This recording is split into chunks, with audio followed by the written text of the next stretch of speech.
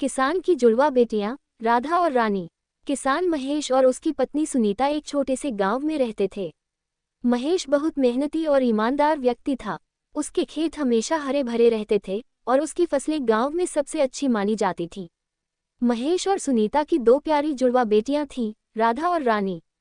राधा और रानी न सिर्फ दिखने में एक जैसी थीं, बल्कि उनके स्वभाव और आदतें भी एक जैसी थीं। दोनों बहुत समझदार, मेहनती और दयालु थीं।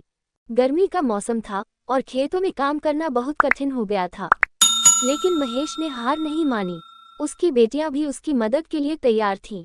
एक दिन महेश ने अपनी बेटियों से कहा, इस बार फसल बहुत अच्छी हुई है, हमें इसे बेचने के लिए शहर जाना होगा। राधा और रानी ने तुरंत हामी भरी और तैयारी करने लगी। अगले दिन सुबह महेश, राधा और रानी अपनी गाड़ी में अनाज और फलों की टोकरी लेकर शहर के लिए रवाना हुए। रास्ते में उन्होंने कई गांव पार किए, नदी के किनारे से गुजरे और पहाड़ों की सुंदरता का आनंद लिया। राधा और रानी के लिए ये यात्रा एक अद्भुत अनुभव थी। वे हर चीज को बहुत ध्यान से देख रही थीं और अपने पिता से सवाल पूछ रही थीं। शहर पहुंचने पर महेश ने अपनी बेटियों को बाजार की भीड़-भाड़ दिखाई। बाजार में हर तरफ लोग ही लोग थे और सबके हाथों में कुछ न कुछ सामान था। राधा और रानी ने पहली बार इतने सारे लोगों को एक साथ देखा था। महेश ने अपनी फसल को अच्छे दामों पर बेच दिया और फिर अपनी बेटियों को शहर घुमाने ले गया। बाजार में घूमते घूमते राधा और रानी ने बहुत सारी नई चीजें देखी।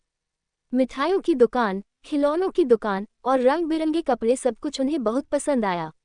महेश ने उन्हें उनकी पसंदीदा मिठाई और कुछ नए कपड़े दिलाए, लेकिन अचानक उनकी नज़र एक बुजुर्ग पर पड़ी जो सड़क के किनारे बैठा था और बहुत ही भूखा दिख रहा था।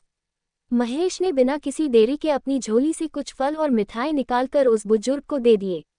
राधा और रानी ने भी अपने हिस्से की मिठाई उसे दे दी। बुजुर्ग ने महेश और उसकी बेटियों को आशीर्वाद देते हुए कहा, आप लोग बहुत अच्छे हैं, भगवान आपको हमेशा खुश और स्वस्थ रखे। ये सुनकर राधा और रानी बहुत खुश हुईं और उन्होंने महसूस किया कि दूसरों की मदद करने में कितनी खुशी मिलती है। घर लौटते समय राधा और रानी ने अपने पिता से कहा, पिताजी, आज हमने बहुत कुछ सीखा। हमें हमेशा दूसरों की मदद करनी चाहिए और दयालु बनना चाहिए। महेश ने मुस्कुराकर कहा, तुम दोनों ने आज सच में मेरा गर्व बढ़ाया है। हमेशा याद रखना, मेहनत और दयालुता का फल हमेशा मीठा होता है।